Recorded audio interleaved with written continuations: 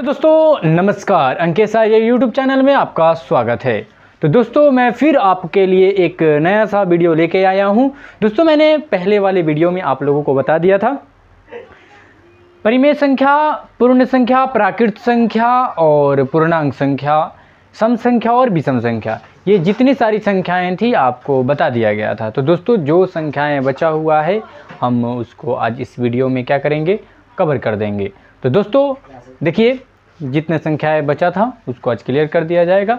तो आप दोस्तों देख सकते हैं सबसे पहला है यानी 6 नंबर अपरिमेय संख्या। अपरिमेय संख्या इसको बोलते हैं दोस्तों इंग्लिश में इरेशनल नंबर। क्या बोलते हैं? Irrational number. यानी जिस प्रकार हमने सीखा था परिमेय संख्या जस्ट उसी के ऑपोजिट होता है अपरिमेय संख्या। तो दोस्तों आप बिल्कुल जान सकते हैं कि परिमेय संख्याएं हम बताए थे वो आप लोग याद भी कर चुके होंगे, मुझे पूर्ण विश्वास है।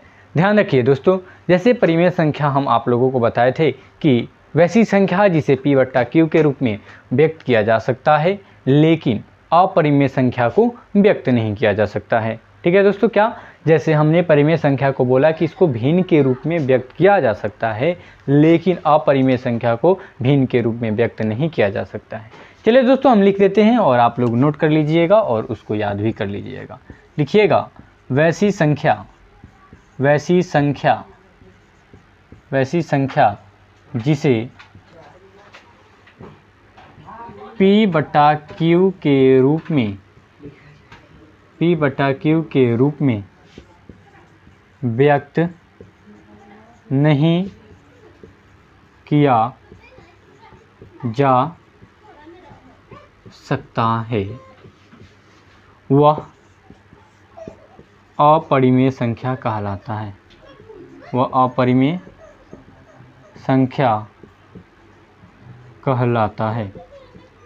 अपरिमेय संख्या कहलाता है। ठीक है दोस्तों, जैसे हमने बताया था इस वीडियो में, नेक्स्ट वाले वीडियो में, कि जिसे P/Q के रूप में व्यक्त किया जा सकता है वह परिमेय संख्या कहलाता है और जिसे P/Q के रूप में व्यक्त नहीं किया जा सकता है वो अपरिमेय संख्या। दोस्तों अगर इस वीडियो में आप नए हैं तो हमारे पहले वाले वीडियो में आप जाकर देख सकते हैं। उस वीडियो को देखने के बाद ही इस वीडियो को देखिएगा। ठीक है दोस्तों, चलिए अब हम इसका एग्जाम्पल लिखवा देते हैं। जैसे में कोई भी रूट अंडर वाला संख्या हो वो अपरिमेय होगा बजाते कि उसका वर्गमूल ना हो।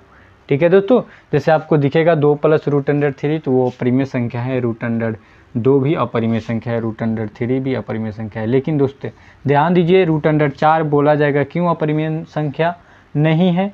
जानते हैं क्योंकि √4 का वर्गमूल क्या होता है, यानी 4 का वर्गमूल कितना होता है?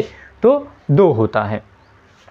ठीक है, तो चलिए हम चलते हैं और जैसे आपका हो जाएगा 5 + √5 इत्यादि। ठीक है, तो एक बार आप देख सकते हैं इसको अच्छा से और इसको याद भी कर लीजिए क्योंकि बहुत आसान है। चलिए हम चलते हैं फिर दूसरा। अब हम क्या बताएंगे आपको? बताएंगे भाज्य संख्या और अभाज्य संख्या और वास्तविक संख्या। भाज्य संख्या, अभाज्य संख्या और वास्तविक संख्या। तो 7 नंबर में क्लियर हो जाएगा। क्या वास्तविक संख्या पढ़ाया जाए।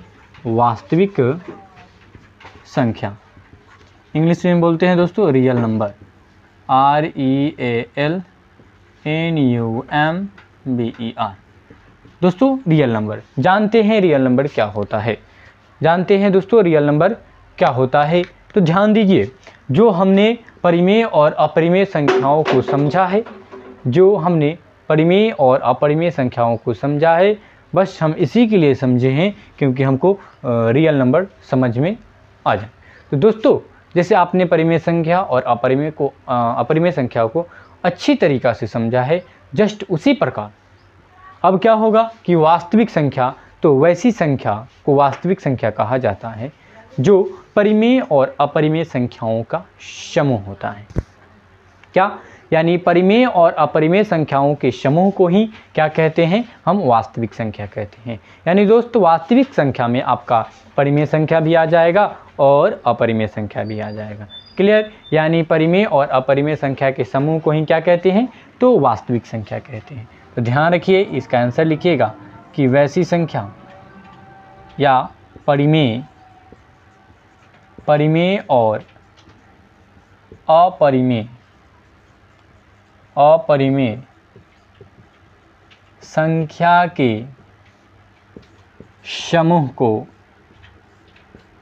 के समूह को परिमेय और अपरिमेय संख्या के समूह को वास्तविक संख्या कहते हैं।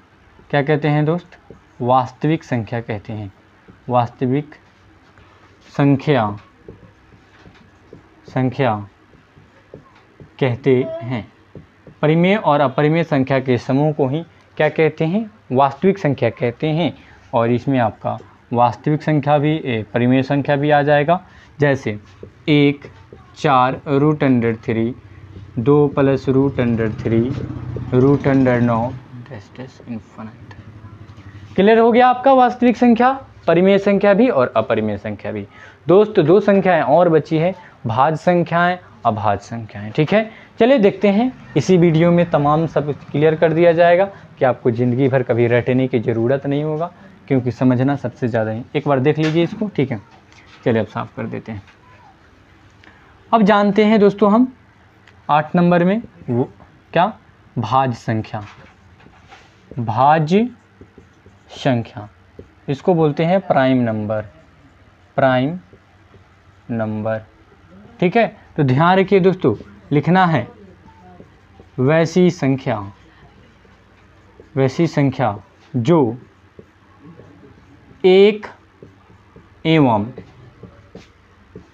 स्वयं के अलावा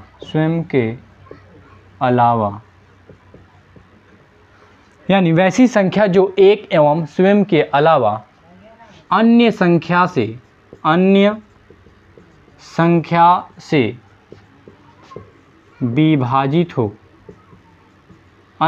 से विभाजित हो, तो वह क्या कहलाता है? तो वह भाज्य संख्या कहलाता है। तो वह क्या कहलाता है?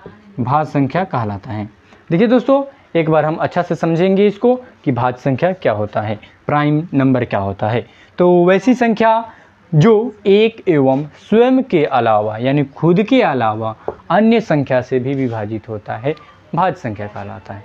ठीक है, तो दोस्तों और इसको यौगिक संख्या भी, इसको यौगिक संख्या नहीं बोला जाता है इसको। चलिए दोस्तों देखते हैं, ध्यान रखिए, शायद यौगिक को प्राइम नंबर। ठीक है, जैसे में नहीं, ये गुड, इसको नहीं बोला जाता है। ध्यान रखिए, जैसे में सबसे छोटा अभाज्य संख्या 4 होता है।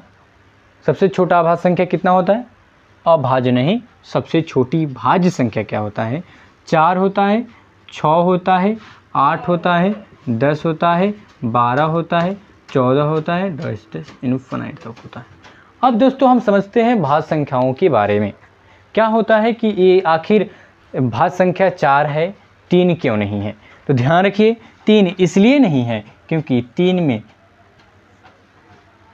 क्या हो जाएगा? क्योंकि यहाँ पे बोला गया कि वैसी संख्या जो एक और स्वयं के अलावा अन्य किसी से भी विभाजित होना चाहिए, तो वो भाज्य संख्या बनेगा। लेकिन यहाँ पे 3 में एक से विभाजित हो जाएगा और खुद से विभाजित हो जाएगा। क्या इसमें और संख्या से विभाजित हो जाएगा? तो नहीं होगा। तो इसलिए 3 हमारा क्या है? भाज्य संख्या नहीं है। आई बात 2 का, तो 2 भी 1 से विभाजित हो जाएगा और 2 से विभाजित हो जाएगा। क्या ये अन्य संख्या से विभाजित होगा? तो नहीं होगा। तो इसलिए सबसे छोटी भाज्य संख्या का बात किया जाता है तो कहाँ से स्टार्ट होता है? 4 से स्टार्ट होता है। क्लियर? देख लीजिए एक बार कि वैसी संख्या जो एक एवं स्वयं के अलावा अन्य संख्या से विभाजित हो तो वह अभाज्य संख्या कहलाता है। जैसे में 4 सबसे छोटी अभाज्य संख्या सबसे छोटी भाज्य संख्या पूछा जाए आपसे तो क्या बताइएगा? 4। क्लियर? तो ध्यान रखिए, अब हम चलते हैं अभाज्य संख्या की ओर। जस्ट इसके अपोजिट है। क्या है कि ये एक और स्वयं के अलावा अन्य किसी से विभाजित होता है, लेकिन अभाज्य संख्या एक और स्वयं के अलावा अन्य किसी से विभाजित नहीं होता। ठीक है, 9 नंबर में देखिएगा क्या बोलते हैं इसको? अभाज्य संख्या। अभाज्य संख्या इसी को बोला जाता है यौगिक संख्या या रूढ़ संख्या। इसका और ही नाम है यौगिक संख्या यौगिक संख्या या रूढ़ संख्या। तो ध्यान रखिए, और इंग्लिश में बोला जाता है कोप्राइम नंबर। ध्यान रखिए दोस्तों, ऐसे आपसे सवाल पूछा जाएगा।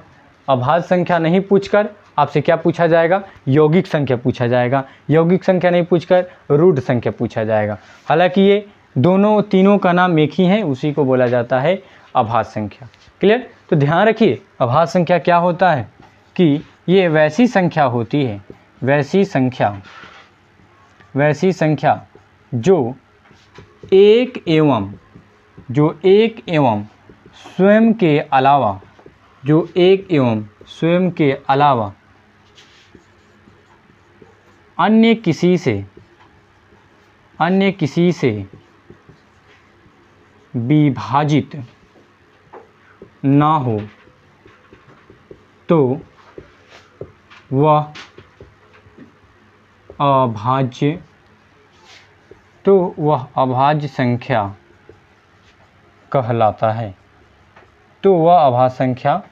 कहलाता है। जैसे में, अगर दोस्तों नहीं नीचे में दिख रहा है तो आप कमेंट कीजिएगा, हमको तो लगता है यहाँ पे दिख रहा होगा, है कि नहीं। देखिए, जैसे में 1 2 3 5 7 9 11 ... इन्फिनाइट है। तो दोस्तों उम्मीद है कि आपको जितने भी संख्याएं पढ़ाया गया वो आपको 100% क्लियर होगा। अगर इस वीडियो में थोड़ा सा भी मुझसे गलती हुआ होगा तो वो हो सकता है कहीं लिखने में प्रॉब्लम हो, लेकिन आपको समझना है, टॉपिक को समझना है, बल्कि मेरे लिखावट को नहीं।